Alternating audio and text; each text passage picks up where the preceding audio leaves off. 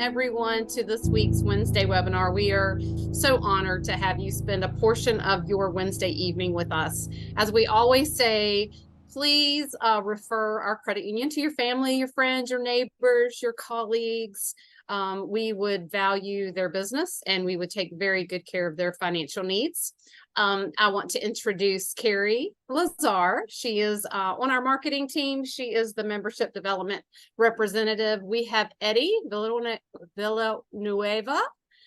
Eddie is the one who was welcoming you when you first came on, and Eddie is our membership representative assistant. And we have myself, I'm Kim Fridley, I'm the membership development analyst. And then we have Milton Aguilar Balonos, who is going to be our webinar presenter this evening.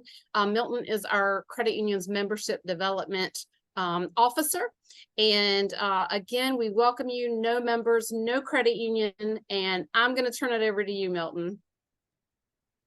Hey, Kim, thank you so much. And once again, good evening, everyone. Thank you all for joining us. As my colleague alluded to, we want to thank you all for making time out of your busy schedule and coming in and participating on another exciting webinar here at the Credit Union. This one, again, it's a very, very important topic, one that we have talked about briefly in some webinars that we done in the past. But this one is more specific to the cybersecurity. So again, it is how to protect your financial data online. Something that we know that is very, very popular just because of the different various schemes that the criminals are doing, and for them to look for ways to make you fall a victim of identity theft, or just steal your account information or credit cards and whatnot. So with that being said, I want to go ahead and dive into the agenda for today. We'll be talking about, pretty much a quick overview of what is identity theft, how the criminals steal and use your information once they've done that. What are some of the ways on for you to protect yourself, and obviously, what to do if you ever become a victim of identity theft. So I wanted to start by giving you all a quick fact over here. This is actually the data that we received from the Federal Trade Commission, the FTC, that we looked at the number of cases of identity theft reported in 2022 alone, and the number of that was 1.1 million cases. That is a very, very alarming number. And I can tell you that based on the data that they have year to date, that number is still on the rise. So definitely, as I said at the beginning of the presentation, it's definitely a very, very hot topic, and one that we always gotta be on the lookout for. Always be vigilant and protecting yourself and your loved ones as well. And then hopefully you will find this webinar helpful, and I hope that you can take some of the tips and tools that we'll be providing you, so that you can protect yourself and all theirs as well too. With that being said, what is identity theft? So again, this is it's a type of fraud that a cyber criminal will use once they steal your information, and that information can be used to impersonate yourself. Perhaps they can go ahead and try to do so many things once they get a hold of your information, and then believe it or not, they can even commit crimes under your name that you might not be aware. And we have actually seen cases where people have been arrested due to crimes that have been committed by other individuals pretending to be themselves. So pretending to be you, I'm sorry. So again, this is a very, very sensitive subject, and the thing what happens is that once you become a victim, trying to get out of it takes a lot. It's a lengthy process. and it truly is a nightmare, once you have fallen and become a victim of identity theft. So hopefully, that never happens to you, and that is the reason, the main reason as to why we're doing this webinar for everyone this evening. So with that being said, what is the cyber criminal looking for? And what are some of the things that they can obtain from you in order for them to start committing crimes? So the most important thing that you have to know, that what they're looking for, it's going to be pretty much your what we call your PII, your personally identifiable information. So that is going to be your social security number, your account numbers, street address, email address, phone number, just to name a few. And what happens is once a criminal gets a hold of that information, it makes it easy for them to start committing crimes on behalf of yourself. So pretty much under your name. So it is very important for you to always be careful with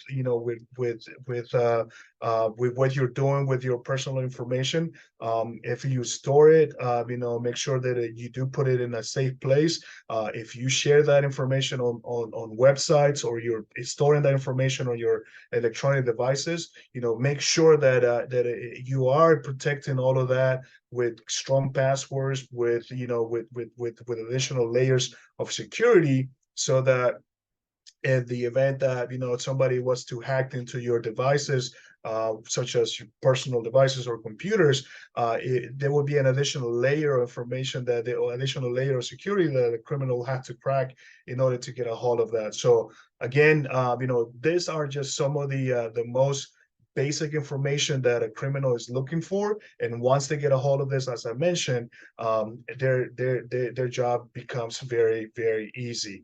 So what happens once they get that information? What happens once they obtain your information? It does become a headache, as I said at the beginning. So you may ask yourself, how do cyber criminals steal your personal information? Um, we're listing here a few of the most common attacks, some of the most common schemes that they use, that they implement in order to make you fall and make yourself a victim of identity theft, or just steal your credentials, credit card numbers, bank account numbers, and whatnot. But one of the most popular one that we see, and this is actually something that continues to be on the rise, it's actually going to be what we call a phishing attack. And for those that don't know phishing, so pretty much phishing is when the cyber criminal sends a deceptive email or text message pretending to be from a legitimate source, tricking the users into revealing their personal information by clicking on malicious links, or providing information on fake websites. So that is pretty much in a nutshell what phishing it's all about. Data breaches. Again, this is something where the cyber criminal is going after the organizations, big companies, and looking for an easy way to gain access to a large amount of personal information stored in their systems. I'm pretty sure you all have seen the news whenever that happens, and I'll tell you this: they do not have any limitations as to who they target, because if there's one thing for sure that I will tell you right now, they do not care. They will go and try to target small businesses, large corporations, and even the federal government. And the reason why I say that is because I actually became a victim of that when back in the day when I was trying to work for the Department of Homeland Security. They had a breach, and unfortunately, my information was one that was accessed by the criminals, and I had to go through a lot of headaches trying to get myself out of that whole mess that was as a result from a attack that they did to the Department of Homeland Security. I'm pretty sure if you all remember, this wasn't all over the news, and it truly is, as I said earlier, a big headache. Going down the list, a malware, pretty much, this is a malicious software that can be used to infiltrate a user's devices, allowing the hackers to pretty much, look at all of the activities that you're doing online, and they can access any of the information that you have stored on your devices. Social engineering, again, this is pretty much a method that the criminal is going to use to manipulate individuals into revealing personal information through manipulation. Um, Pretty much exploiting the trust, often using the information that they get from social media. So it is important that, for those individuals that like to share a lot of information on social media, that you're actually very careful and think twice before you share certain information, especially if it's something very personal. Try to set limitations, and then like just be very mindful, because you never know who's out there. Set up security layers of security on the information that you share. Make sure that whoever is seeing that information, that is in fact somebody that it's just on your close your friends list. You don't say anything public that can be seen by anyone, and even if it is within your own friends, you never know. Oftentimes, accounts, social media accounts can get hacked, and if you never know who might be looking for a weak spot or an opportunity to use that against you. So again, be very mindful with the things that you do with social media. Um, uh, Public Wi-Fi networks. Actually, this one we're gonna be talking more in depth into later on in some of the slides that we have coming up here. But this one is definitely one that has pretty much, based on the reports that we've seen, this happens to be the number one access that the criminals are utilizing now in order to steal personal information. For those people that like to use, public Wi-Fi, most of the times those connections are not secure, and that makes it so easy for the criminal to use your information. And last but not least, unsecure websites. Whenever if you like to go and browse on the web, and then you're interactive with websites that are not secure. Most browsers nowadays would actually tell you whether or not the website that you're accessing, whether or not that page is actually secure. And one of the things to look for is, if you looked at the address on the address bar, if that address starts with an HTTPS, that's one sign that that website is secure. However, if you don't see the S at the end, that means that that particular site is not secure. So you always have to be very mindful. Another thing to look for is most browsers will also provide a little icon of a lock next to that website that you're accessing. If you see that, that tells you again that it is safe. But again, always be mindful, always be careful with whenever you're browsing the web, and know that the criminals are nowadays, they're able to duplicate websites that look legitimate, that look like just like the ones that you're familiar with, but they might change a thing or two on the address bar, and that itself makes it an easy trap for them to try to get your information. So again, this is the reason why we wanted to focus on the cyber attacks, because this is how the criminals are finding ways to really go after your personal information. So you got to be very careful, because as I say before,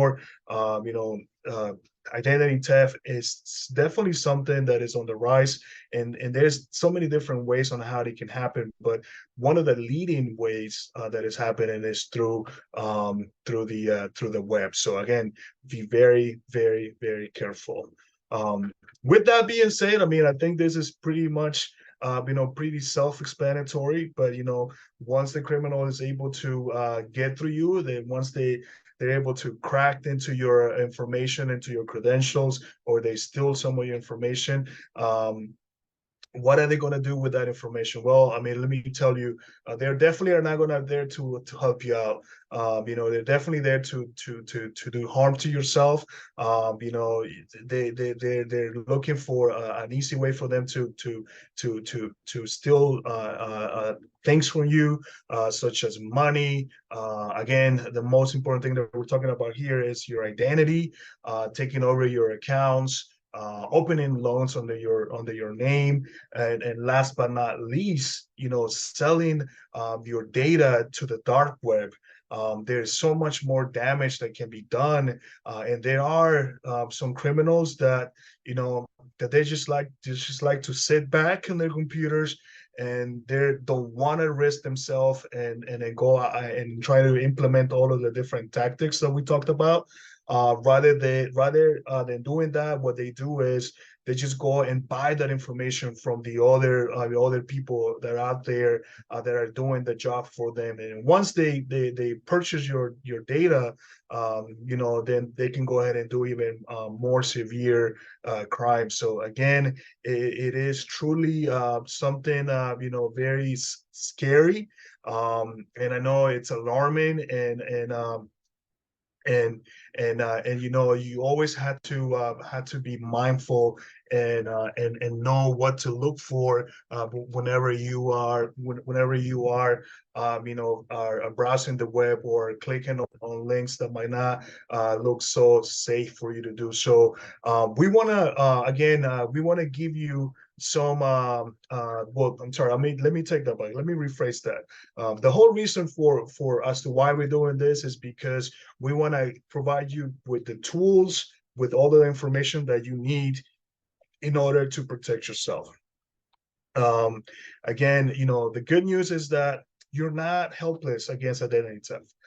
You know, there's so many different actions that you can take, that you can go, you know, and implement in order to protect yourself, and then make sure that again that you're always on high alert, and then, you know, looking for additional ways to protect yourself, and in order for, you know, and not become another number in the statistics that again, as I mentioned, the 1.1 million number of people that fell victims of identity theft in 2022. You definitely don't want to be another statistic. So with that being said, how do you how to spot a phishing scam? As if you all remember, you know, when we were talking about the what are the most common tactics, what are some of the most uh, what are some of the most popular you know, approaches, schemes that the criminals are using nowadays? Phishing happens to be their favorite one. The reason being is because, you know, it's the easiest, and is the most effective tactic that they are implementing. Especially with the way how creative they're getting nowadays, which is it's a little scary, let me tell you.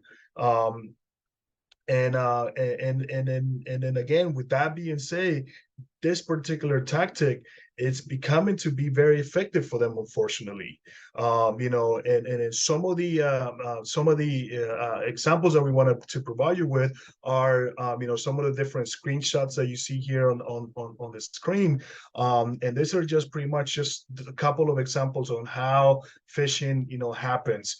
You know, it could be in a form of an email. You received an email, a text message, or even a phone call. And then, but the one thing they always are going to have in common is going to be that they're going to have a link or a function in there for you to click and then go into a website where you will be instructed to, you know, to follow follow the instructions that they're giving you in order to you know, fix whatever it is that is missing, or information that you need to update. We wanted to use this particular example from Netflix. I'm sure that you know, there's a pretty large number of people that are subscribed to Netflix, and we happen to see a lot of that. And I hate to say this, but we have seen cases reported to our credit union where we have seen people falling victims of the Netflix scam. Again, the way how it works is there's the customer will receive a text message or an email letting them know that the account is locked because the payment was declined. And they need to go ahead and update the payment information. So with that being said, you will get a text message or an email, and then if the minute you click on that link and follow the instructions, that's the minute when you're gonna find yourself that it's too late for you, because once you enter your information, trust me, it's gone, and those criminals have what they were looking for, and they can now get into into what we call account takeover, and then they can go in and see all the information that you have stored with your Netflix account, and then they do so much damage with just by simply getting your credentials to a simple account such as Netflix. So with that being said, what to do in the event that you get a message, you get an email, a text message, pretending to be from a reputable company, and then and it's asking you to go ahead and update your payment. The first thing I will tell you is, always, always, always take your time. Stop what you're doing, look at the message careful. And my advice is to always contact the information using a method that you've done in the past, where that is through email. But ideally, what you want to do is you want to pick up the phone and give them a call directly. Never use the phone number that is listed on the message they send you, because believe it or not, that number is connected to themselves, and they will pretend to be a representative from the company that the message is coming from, and they can also steal your information over the phone. And so our advice here at the credit union is that if you ever receive a message letting you know that you need to update your payment, or your credentials are locked and that you need to reset your password, or whatever the case that might be, is that pause, take a moment, pull out the information that you have from this company, and reach out to them with a phone that you trust. If you don't know a phone number that you can trust, you can go on the web, make sure that you are browsing a legitimate website, and contact them directly from the phone number that is listed on their website.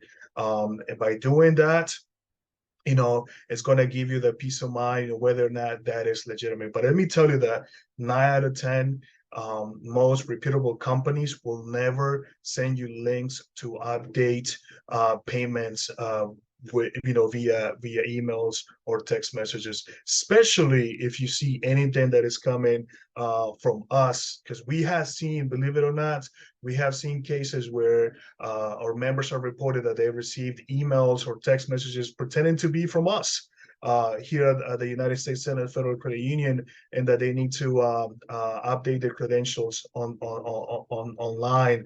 And unfortunately, I hate to say this, but there's been a few number of members that have fallen for it, and their account has been taken over, and it truly is unfortunate. But if that ever happens to you, one of the things that you must do right away is to contact the company, contact the institution that you have fallen, that you fell a victim for. Do not wait too long, because I will tell you this. Whenever you do that, whenever you go into click, if you happen to click on the link that they provided you, and then you follow their instructions, what's going to happen is once you put your credentials, you won't be able to move past beyond that point. And what happens is that you're going to be like, why isn't this working? And then, that's where it might hit you that, what? I don't think this is legitimate. I think I just fell for an attack.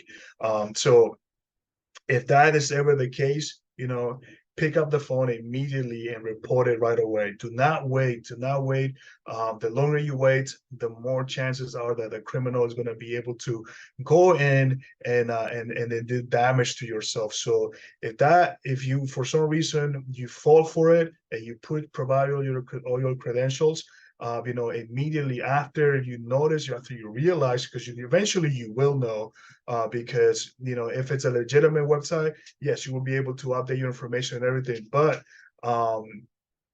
9 out of 10 that will not be the case. Although the website that you routed to looks very similar, and I'm telling you, this is the reason why a lot of people fall for it, because they're getting so creative with their tactics that they're able to mimic a legitimate website and make it look almost identical. I will say like 99% of the times it looks very much like the real thing, but it's not. Because again, once you put your credentials and then you're not able to do anything else, that's when you know that something is not right. So again, if that ever happens to you, our advice is that contact the company, contact the institution right away, report it, have them place an alert to your account to always verify with you if there's any changes that are happening with your account. So definitely you have to be extremely careful. With that being said, another practice that we highly encourage everyone, that would be to implement a solid password management. Create strong passwords. If there's one thing that cyber criminals love, that's going to be those weak passwords. And also for those people that like to use the same password for multiple accounts, that itself is a big no-no.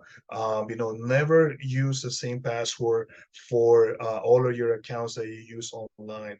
The reason being is that once a cyber criminal is able to hack into your account and use that, and the password that they stole works, they can go ahead and access all of your other accounts with the same password. So that's one of the reasons why I always say, two rules. One, strong password, at least 12 characters. Make sure you use a combination of numbers, capital letters, lowercase, special signs. Use everything that you can, and at least, as I said before, at least 12 characters. And then, and most important, do not use the same password for all of your accounts. I know that that's probably the easiest thing to do, but trust me, in the long run, that could definitely save you a lot of headaches down the road. The other thing too is that we definitely want to encourage for everyone to do is to use a two-factor authentication. This is something that most financial institutions use, and actually nowadays I believe almost all of the most companies actually use this, that provide online accounts, where they allow you to have a two-factor authentication, where your password is not enough. You need an additional code in order to get into your account, that can be sent to you and to your email, to your in a form of a text message, or even receive a phone call. And that would be the additional layer of security, because if somebody is sitting across the perhaps in another continent, trying to hack into your account, and they hack to your password, but then whenever they want to log in, it's going to ask them for an additional layer of security. So that's why we'd always say that having the two-factor is going to be an additional layer that hopefully will prevent for the criminal to get into your account. Also, single sign-on and biometrics, especially if you are trying to access your information on your mobile devices. Most mobile devices nowadays, and some tablets and iPads, they come with with biometrics or face recognition security. So if you have that, I highly encourage that you utilize that as well too. Just because again, it's giving you an additional layer of security to protect your account. But again, the most important thing is that to always use strong passwords. Never use your names with your passwords, and then make it a combination of letters, numbers, and it's at least 12 characters. But most important, do not use the same password for all of your accounts. That is definitely one of the biggest advice that I will give you in order to protect yourself from becoming a victim of an account takeover. So definitely do that. Um, the um, the next advice that we wanna give you is that always check your statements regularly. Whenever you receive your statements, make sure that you always are looking and reviewing all of the transactions. But even better, look at your account activity more often. You don't have to wait for your statement to arrive in the mail. Get into a habit of always checking and see what's going on with your accounts on a daily basis, if not at least on a weekly basis. And the reason why we say that is because the faster you catch something that is unauthorized by yourself, the easier it will be for you to resolve that issue. The longer you wait, the harder it's going to be, and the chances for additional transactions to go through are very likely. So, again, it's very important, and especially because one of the tactics the criminals use nowadays, believe it or not, once they get a hold of your, I'm gonna give you a easy example here. Once they get a hold of your credit card or your debit card, one of the things they're going to start doing is they're going to start doing it's small transaction. They're going to start using transactions with your debit card with the small amounts. And the reason why they're doing that is, one, we want to make sure that the card that they're using, that in fact it's active and it's working. And two, it's hard for somebody, if you're not really, especially for those that carry high balances on their accounts, you're not gonna really know if there's something going on, because there's a small transaction that is going through.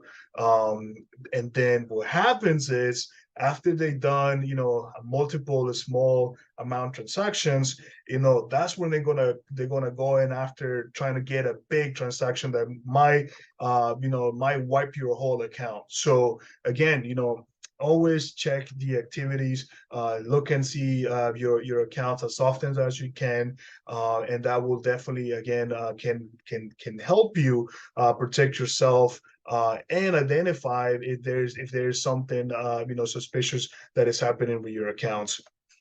And last but not least, review your credit reports annually.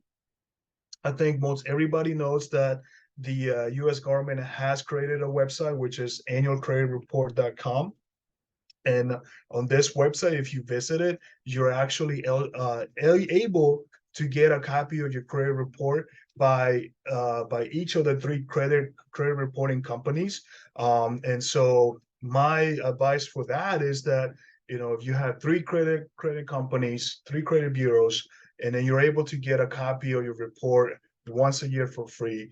And I always tell my customers, my members, whenever I sit down with them, and especially if somebody wants to have an additional layer of security with their accounts and making sure they're not falling victims, is to always go in and review your credit reports. And if you take advantage of getting all of the three credit reports, one credit report from each of the different credit bureaus, break it down throughout the year. Every 4 months, request a copy of your credit report and see where you are. And that way, you'll be able to be on top of what's happening with your credit. Again, the website in order for you to do that is the annualcreditreport.com. It's a free service. It's a website that was created by the U.S. government for you to get a free copy of your report. And I will say this: that only includes your credit report. It does not have your credit score. So I just want to mention that, because sometimes people might get confused, and especially if what you're looking for is your actual credit score. I will repeat that the credit report does not have your credit score. If you want to get your credit report, you'll be able to do that, but there will be a fee that will be assessed if that is something that you're looking to accomplish. With that, instead of paying them, we here at the United States Senate Federal Credit Union, we actually provide what we call free access to your FICO score for free. This you'll be able to actually see where you stand in terms of your credit score.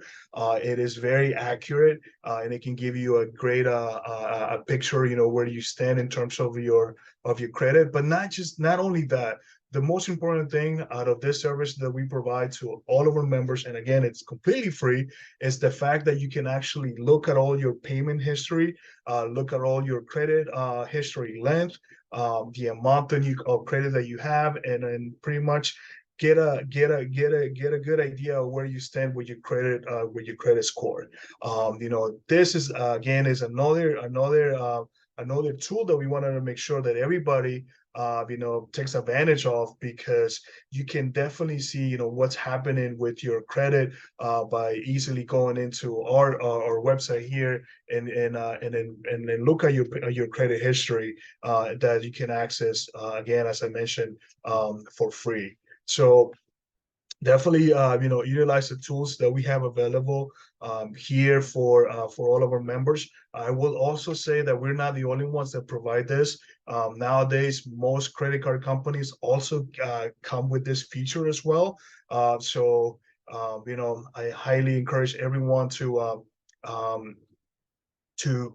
go ahead and look and see, get a look at your credit and see where you stand.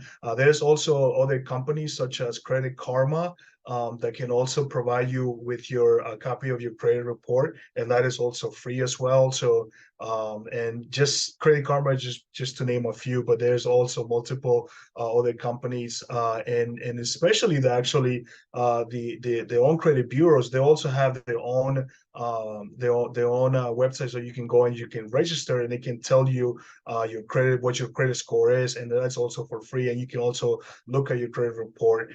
So nowadays, it's becoming a lot easier for you to get a glimpse or get an actual in-depth look into what your credit is, and then see everything that is being reported there. And it's definitely one of the tools that I would encourage everyone to use, because that can be a way for you to protect yourself, especially if you see something out of the ordinary that doesn't belong to you. So definitely take advantage of all of the resources that are available for you to protect yourself. The other thing that I wanted to mention, and this is again another additional services that we provide here at the credit union. We do participate in the two-factor authentication. You can take a look at all your activities on your accounts. You can set up account alerts, utilize card controls. This is a great feature. This is pretty much it's a way for you to turn on and turn off your card whenever you like. If you know that you're not going to be using your credit card, if you're going out of town, you're going on vacation, and you're not taking your card, and you want to be protected, you can easily set a schedule as to when you're going to be traveling, and just turn off your card so that nobody can access your card. Even if your card, if a criminal breaks into your house and gets a hold of your physical card, if you have the card off by using card control, they won't be able to use it. So again, it's truly a great tool, a great service that we have available. And the most important thing with this is that it's completely free. You do not have to pay for it. We also on our mobile banking, we online banking, mobile banking, we have a secure chat feature where you can send us a message, and then we can answer any of your questions. Or if you have anything that you want to report, you can do it through that secure chat, and we can initiate the whole process to try to resolve whatever issues that are happening with you and your account. So again, definitely take advantage and use all of the services that we provide to all of our members. And just our goal with this is to give you that peace of mind and help you protect all of your accounts, and that we know that it's very important. And as I mentioned before, you don't want to ever become a victim of those cyber criminals. That their attacks are on the rise, and they are getting more and more creative, by the minute. It's unfortunate, but again, it is a reality as well. Now, as I mentioned in one of the previous slides, the what that we looked at before, using a public Wi-Fi, it's something that I oppose 100%. And the reason being is because, as I mentioned before, public Wi-Fi is pretty much it's the easiest way for a criminal to set up traps, and the easiest way for them to hack into your accounts, by simply stealing all that information that you're browsing whenever you're connected to a public network, public Wi-Fi network. So in the event that you really have to use a public Wi-Fi, most devices nowadays will give you a warning and will let you know whether or not the network is legitimate. And oftentimes it will give you a small warning that says that the network is not secure.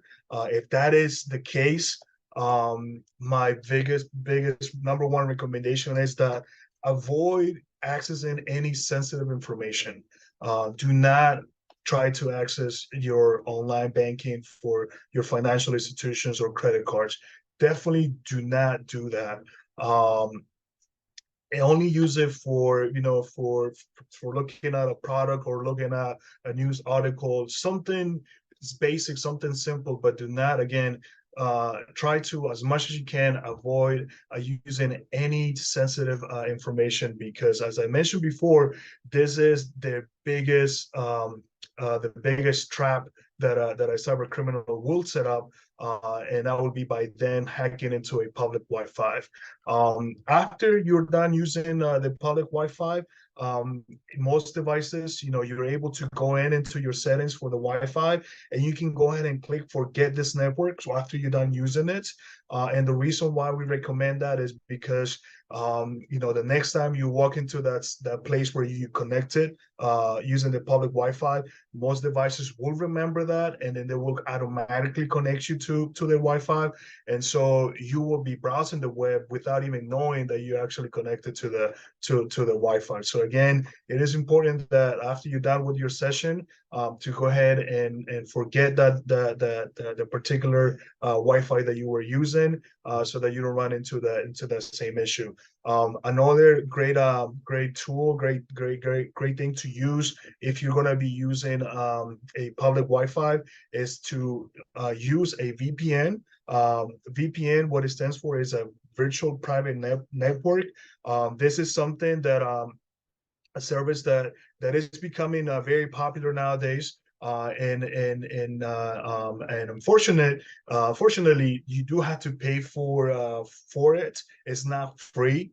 However, I will say that there are a couple of companies out there that they will tell you that that they do provide free VPN, but the chances of them getting hacked are very, very likely. So again, if you're going to use a VPN, highly recommend that you do your research, and make sure that the services you go with are one that you can trust. And unfortunately, most of those companies, because there are many companies nowadays, but most of the legitimate ones, they do have costs associated to them.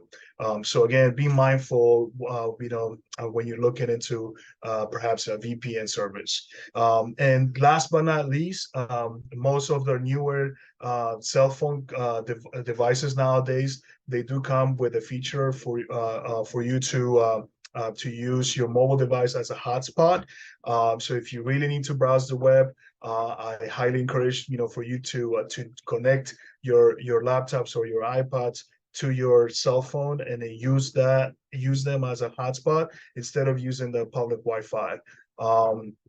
If you don't know whether or not your cell phone company carries that, just give them a call. But I'll tell you that from my experience is that most of I know that the three big cell phone companies that do provide that service, whether it's Verizon, AT&T, or T-Mobile, they all do have those plans built in to most of their plans nowadays, where you can utilize your cell phone as a mobile hotspot. So if that's something that you have available, I highly encourage that you use that before you go and use a public Wi-Fi. Again, very, very important. The next one is, this one is connected to secure payments. If you're ever are gonna need to make payments, our advice is that you use credit cards. And the reason why we say credit cards is because most major credit card companies, they have additional layers of security to protect all of their customers. Also, the new technology, well, it's not so new anymore, but the ENV chip cards, those cards are also have an additional layer of security that protects you whenever you're making payments. And this is something that is now on the rise, which is the contactless cards. Most financial institutions are able to offer that. And it truly is again a great tool to utilize instead of swiping your card, because believe it or not, sometimes and this actually is something that I've seen a lot, gas stations, where criminals might set up devices that will read your card numbers if you insert your card into those gas stations terminals. You'd be surprised. They can also do it, install it at ATM machines as well. It truly is a little scary.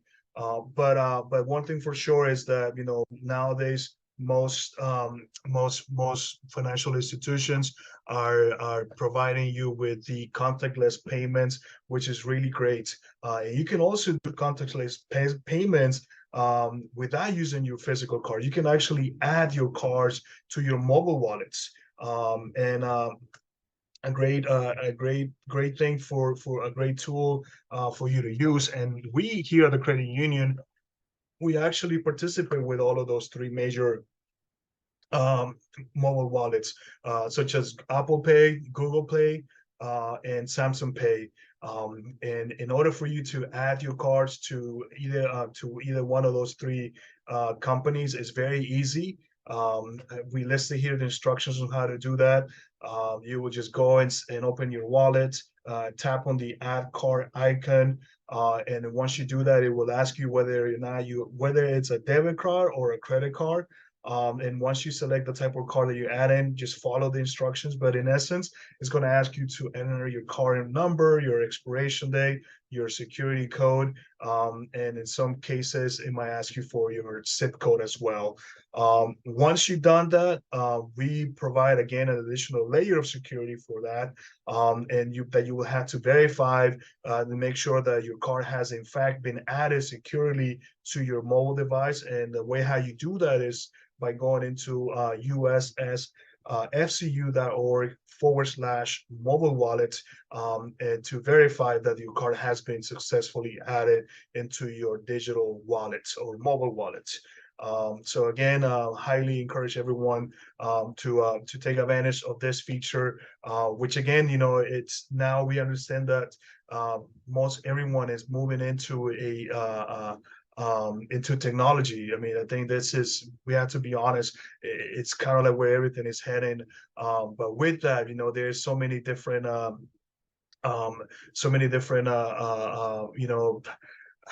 so what I'm looking for, the criminals are using so many different ways to take advantage of the fact that most everybody's now is moving to using technology and then using the web for many options for various reasons. So again, it's very important that you are utilizing and you know, taking advantage of all of the resources that are provided to you and in ways to protect yourself from becoming a victim of identity theft. Now, with that being said, what happens if for some reason, unfortunately, you become a victim of identity theft? You know, what are some of the signs? Obviously, you know, the most common thing is that you all of a sudden you're going to start seeing unexplained charges or withdrawals to your credit cards, your bank account.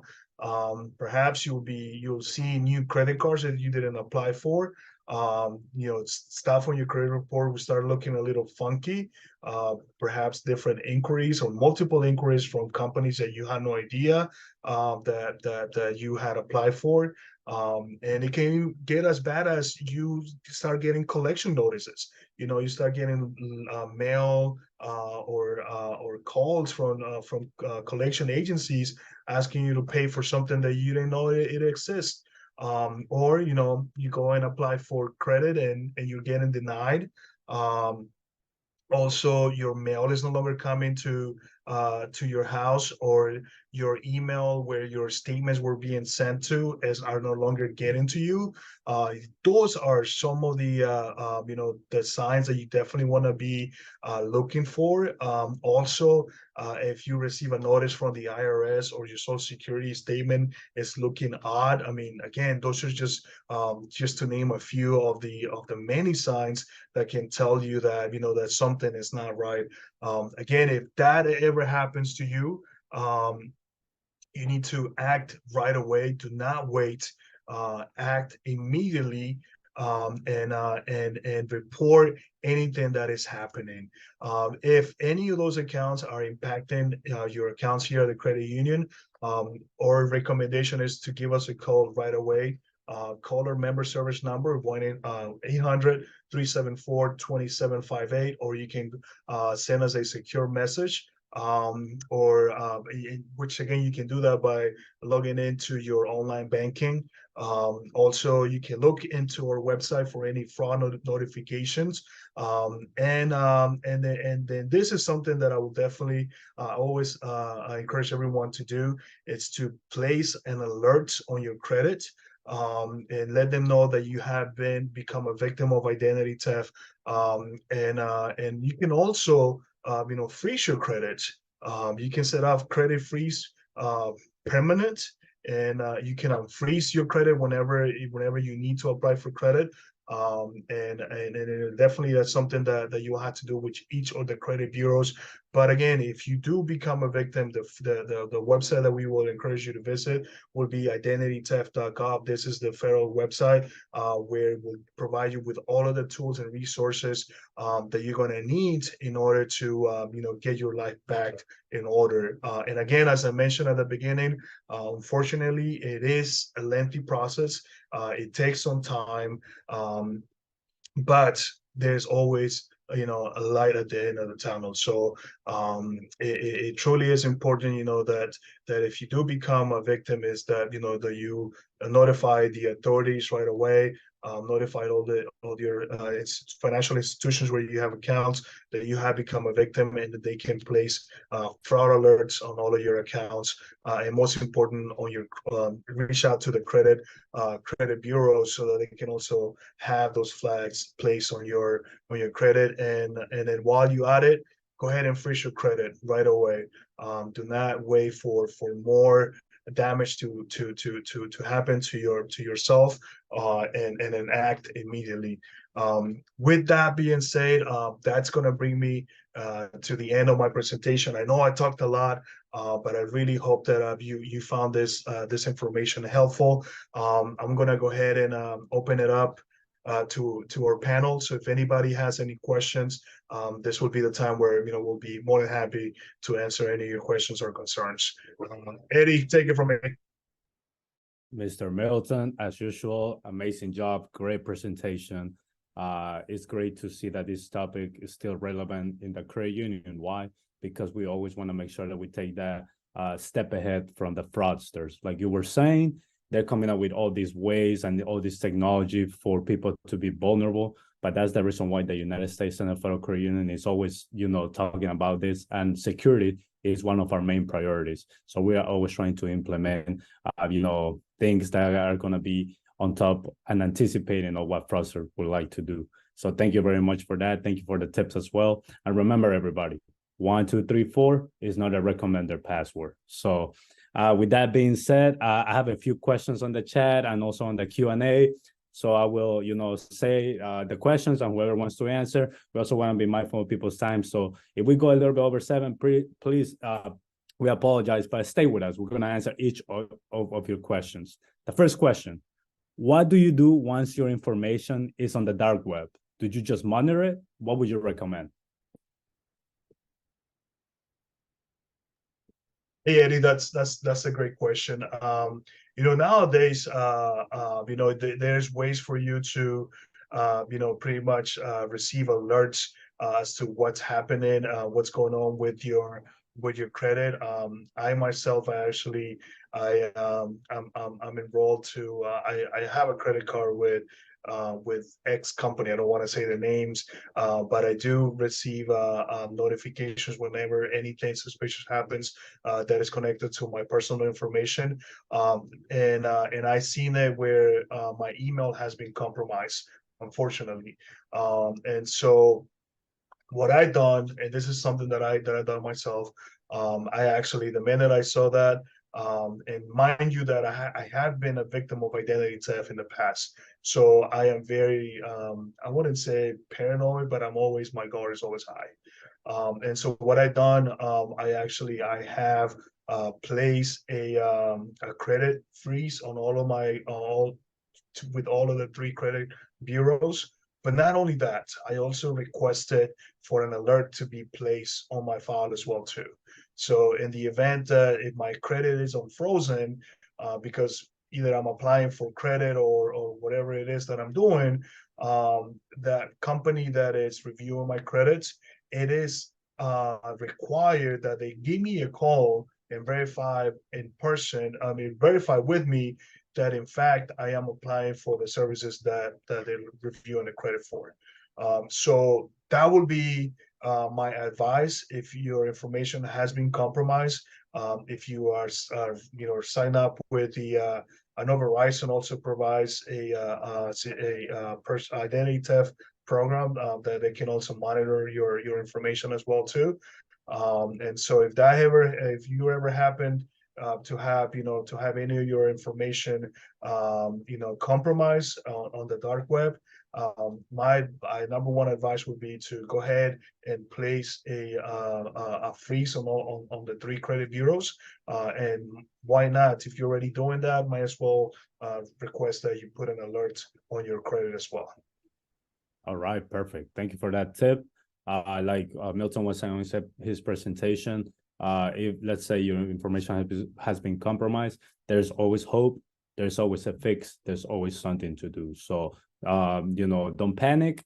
Just be alert. But there's always, tools and things that you can do for you to, move forward if that has been your case. So thank you very much for that question. Another question: if you open a text or an email from a scam, but do not click on the link, will doing that download a virus, or do you have to click on the link? So I think that would depend on that type of scam, correct? Like whatever the type of email it is, or text message, or based on your knowledge, what will you think, Milton? I think it's both, perhaps. Yeah, no, absolutely. If what they're sending you is a text message or an email, obviously our number one advice is that if it's an email and it looks suspicious, just go ahead. You can do 2 things. 1, delete it, or 2, you can send it into your spam or junk email. Most email companies, they do provide that option for you, and you can definitely report it as a spam. If it happens to be sent to you as a text message, just delete the text message again. And you can also block the phone number that the message is coming from. So that would be even an additional layer, so that would prevent you from continuing to receive text messages from that number. Perfect. And then, like we were talking on the chat, I know Kim sent something, but I think she only sent it to the panelists, so people were not able to see it. But she was saying that, when you get a link or you get a message or a phone call, just make sure that you don't click things right away. Do your due diligence, and like Milton was saying on the presentation, you can Google, you can search the phone number of that company that's trying to contact you, and contact them with that number that's on their official website. Do not contact that phone number that you see on the text message, on the email, because most of the time, if not all the time, the number that they're providing is going to direct you straight up to the fraudster. And they're going to pretend to be, somebody that's legitimate, but in reality, they might not be. So just make sure that you do due diligence. And like Milton was saying, there's all type of scams, but if you do your research, you'll make sure that you are safe that way. Another question, does leaving your screen on sleep mode, I guess this is for computers or phones as well, but mostly for computers, does leaving your screen on sleep mode leave it open to hacking? So instead of shutting down your computer at the end of the day and you just leave it on standby, would that be open to people to hack into the system? I'll be happy to take this one. So most cyber attacks do require the device to be on. So it could potentially cause a hacking situation. But I will say that most cyber attacks, hacking does require the device to be turned on. So if it's turned off, the likelihood is less. There's always risk, like Kim was saying, but if you turn your device off, at the end of the day, I think that will prevent them more. And you want to do as much as you want, or as much as you can, I should say, on your end to prevent all of this. Do not give them like a small window for, that possibility to get, your information or to hack into your system. Taking that, preventing steps will help you in the long run. So thank you very much for that. And this question, is very specific, and I know Milton mentioned a couple of things, so we just want to emphasize them, but I will read the question, per usual, we always read the questions. Do credit cards now have a way to protect theft of information on the card when you pay at a restaurant and the waiter takes your card to pay? So I think, Milton, that was what you were talking about touchless debit cards, the chip as well. I think those are ways that credit card companies are using to protect their members, correct? Yes, that is correct, and then that's one of the reasons why you want to do that. But also, one of the things that I always like to mention, that if somebody happens to get a hold of your car or takes a picture of your car numbers and the security code in the back of your car, that could potentially open it for them to use fraudulent transactions on your behalf. But I will tell you that most the major credit card companies, they're always assure that everyone is always protected. So even if there was a few transactions that went through, as long as you didn't authorize them, you will be protected. You don't have to worry about that. Obviously, you don't have to file a claim, but know that your money is always protected if that ever happens, because we have seen that in multiple cases where the waiter might be stealing the credit card numbers, and then they're going on a shopping spree and whatnot. But if that ever happens, know that you're always protected. There's a protection that goes in place that will assure you that you will not be responsible for any purchases that you didn't authorize. All right, perfect. Thank you very much, Milton. I have 3 questions that have to do with the same topic, so I will try to rephrase it. But it's basically saying that if we recommend any of the platforms that are out there to say passwords, or what is the best practice for electronically securing password and financial info, and if we recommend LifeLock. So nowadays Google or even Apple or even this product LifeLock, there are platforms that are, platforms that help users save all their passwords, because as you were recommending, we shouldn't use the same password for every single account that we have, every social media, whatever it is. So what are our takes on that? What would we recommend? What is the best practices to save electronic passwords and bank information as well? Yeah, so I'm happy to take this one as well. You know, any computer system, any device has the potential to be hacked. Most password manager software, though, is well known for using actually military grade encryption. So it does make it less likely if you do have the password manager. You can go to Buyer's Guide, you can Google the best password manager software out there. I would just highly recommend that you use your resources, look at the reviews. Your Buyer's Guide, Consumer Buyer's Guide should tell you the top 10 and should rate them 0 to 10. So look at the ones that are 9.5, 9.7, read the reviews, do your due diligence. But that could be definitely a resource that could potentially keep you from having your passwords compromised. I hope that answers your question. Definitely. Yeah. I like that answer. Yeah. Go ahead. I just wanted to pretty much, endorse. I mean, we always endorse our questions from our panel, and 100% recommend it. Unfortunately, we cannot give you a specific company, and I hope you all understand the reason for it. But definitely, do your research. But those companies out there, they're becoming very popular, and there's a reason for it. And that is the reason is because of what we just went over. If you look and see all the 1.1 number of million of people that became victims of identity theft and fraud, it truly is alarming. So and now you have more ways to help you help protect yourself and on the web. So absolutely 100%. All right. My membership development team. If the crime takes place over the weekend or after hours, should we wait until Monday or use the secure messaging, or both? So if somebody got fraud Saturday, let's say at noon or 1 p.m., what would be the best way for them to start the process of, making sure that nothing else happens or harms their credit or anything like that?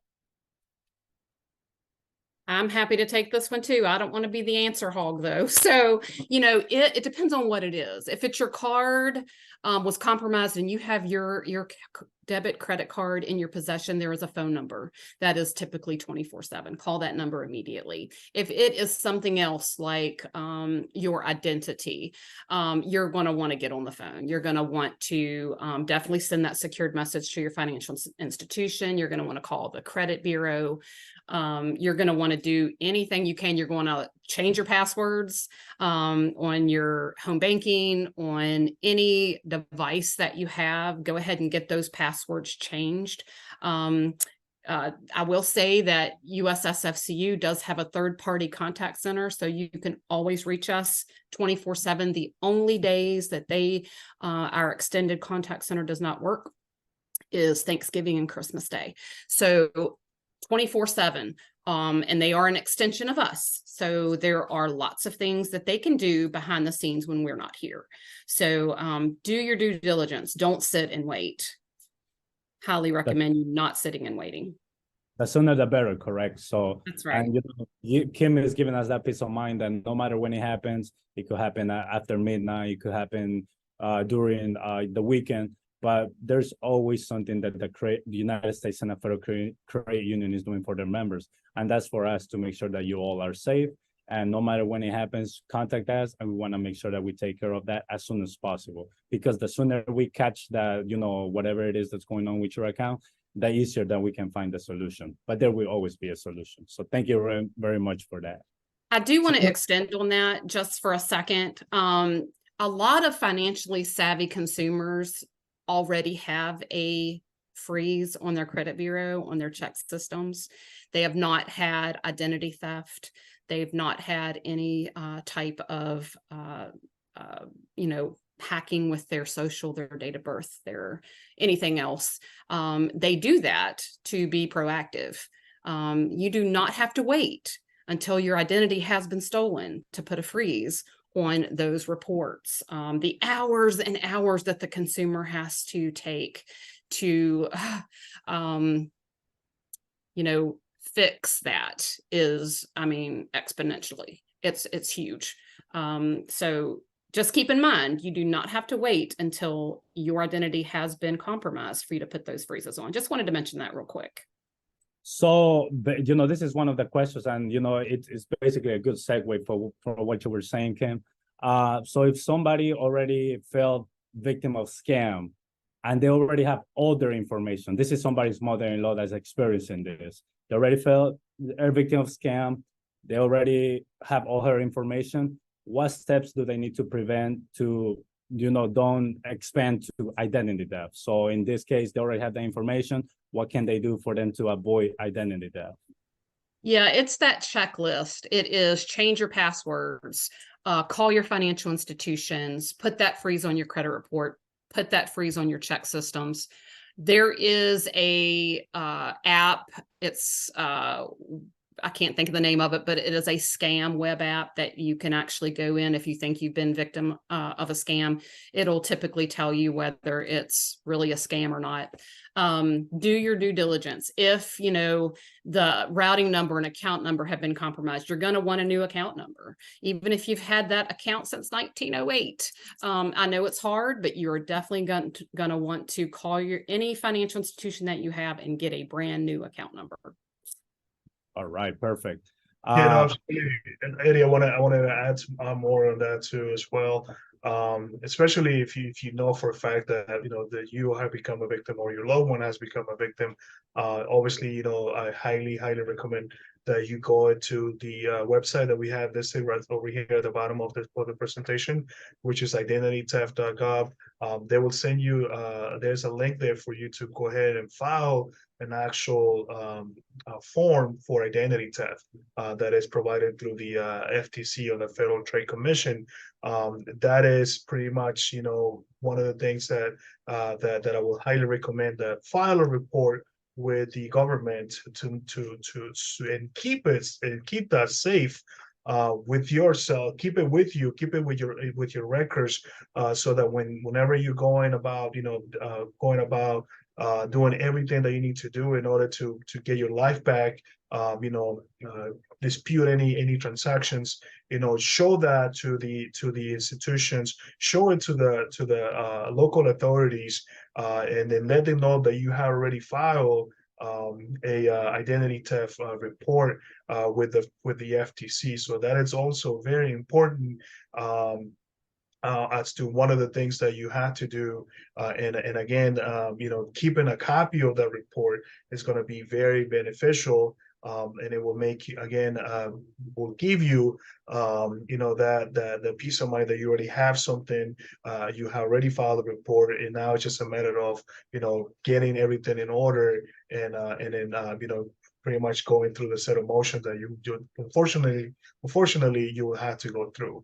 And I believe I saw a question there that touches a little bit on the on how to go about putting a credit freeze, and also I want to add a little more as to what my colleague was saying, Kim, I'm sorry, in terms of the whether or not you have to wait to receive an alert that something has been compromised in order for you to put a credit freeze on your credit. You don't have to. You can do it at any time. And what you do is that you actually you can do it. There's two ways on how you can do it. Actually, there's three ways on how you can do it. But the easiest way to do it is actually by just going into their website for each of the three bureaus. So you will go to Experian, you will go to Equifax, and you will go to TransUnion. So you have to contact each of the three bureaus, three credit companies separately, and file, and submit the request to freeze your credit. And also, while you add it, again, you can also add alerts if you know that, in fact, something has been compromised that belongs to you. But again, you don't have to wait to become a victim of it. You can do it at any time. The sooner, the better. And again, as Ken mentioned, you know, it is proven that those people that have the credit frozen, they are the least likely to become victims of identity theft. And the reason being is because if a criminal is trying to do something on their behalf, on their using their information, especially if they want to obtain credit, they won't be able to do it because that information will be frozen. But again, you have to do it with each of the 3 credit bureaus. So you could go and place a credit freeze with Experian, but if you didn't do anything with TransUnion and Equifax, then they can still try to find a way to manage and get through yourself and, you know, and do harm. So again, an important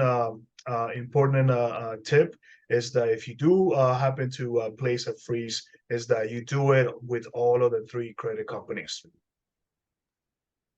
All right, perfect. Thank you for explaining So that. I do have good news about that. They did pass a regulation. It used to be you did have to alert all 3 credit bureaus. They did recently pass a regulation where you only have to alert one, and they are responsible for alerting the others. So that's good news. So if I put a credit freeze on my credit, does that give me a hard time using my credit? What does it actually do? And that's one of the questions, by the way. It really doesn't. What happens is you can get a one-time PIN each time you need your credit to unfroze, and you can give that to the financial institution that you're attempting to get a loan through. Or you can simply go online, like Milton was stating, to the credit bureau and have them unfreeze it just while your credit is pulled, and then freeze it right back. It's very simple. It's simple as 1, 2, 3. So that's awesome. And it's a great tip. And, you know, we know Milton he went through the whole process, you know, so he's a living testimony of that. I mean, unfortunately, he had to go through that, but, you know, he's talking from experience. Last but not least, I just want to read a couple comments. Carrie mentioned that, you know, you shouldn't only close your computer, you know, or shut it down, but she also said to sign out of important accounts if you're not using them anymore. And also, somebody else said that, you know, you can hover your cursor over the sender's name whenever you get like a link or on the text message or an email. You can read the full email address that they're sending the message from, and then that can give you an idea if, you know, it's fraud or not. I think, let me see, one more. Any insights on using checks? The routing number and account number is printed on the check. Any advice on that? Why is anybody using checks? Sorry. I just had to say it. You know, just be careful where you keep those checks. A lot of times checks are compromised from a family member, someone who, you know, cleans your house or takes care of someone. We just did a webinar on, you know, protecting your aging parents, and we talked about this in that webinar. But my recommendation is we live in a world where you don't need checks any longer. So get rid of those checks. Sign up for bill pay. Get all your bills electronically debited from your account. This will keep you safer. But if you have to have checks, you know, just keep them in a locked, safe place. All right, perfect. And then I just wanted to mention that the call center number will be the same number. The 800 number will be the same number to call, you know, after hours as well. And if you want to speak to our lovely Kim Freely, option 7 is the way to go. So you call the 800 number, and option 7. Don't you forget, option 7 is to contact Kim Freely as well. One more question is, many websites ask you if you want them to keep you logged on their site. Is that a problem? Banks often allow you to have storage sign-on info. They should all be limited. You should not stay logged in. That sets you up for. I think especially if you do with your bank, like they were saying on the question, I think logging in each and every time, quote, quote, manually, will be the best practice. So that way, no information is safe. It cannot be out there on the web. It's just something that you know and is confidential. Absolutely, I agree with you know, what Kim was saying. So yeah, and also you know, and I don't want to get too technical, but I'm sure everyone is familiar with the term cookies, right? all those web cookies.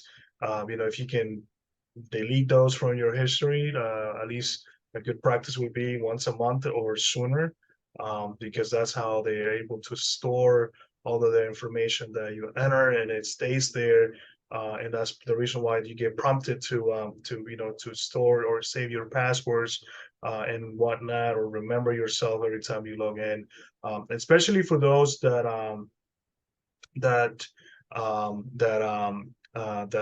use social media. We talked a little bit on how social media is becoming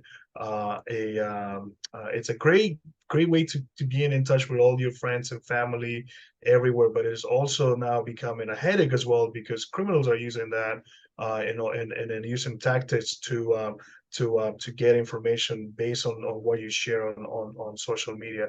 Now, again, not that I want to scare anyone, but it's something to keep in mind, keep in the back of your head. And I see there a last question that came in before we wrap this up. And again, we're sorry we had gone a little bit over our time, but the last question says, will Microsoft will allow me to store my login on their systems? Is that not safe? Microsoft is a reputable company. It is a reputable organization. They do use a lot of layers of security. I wouldn't oppose it. I just want to advise you that make sure that you do feel comfortable and that you have a really strong password that is well protected in order for you to log into your Microsoft account. So they do provide two-factor authentication as well. So make sure that you do turn that service on your Microsoft account. With that being said, before we go, I just wanted to invite everyone to join us next week. We are doing a webinar on work, life, and money, creating a financial plan.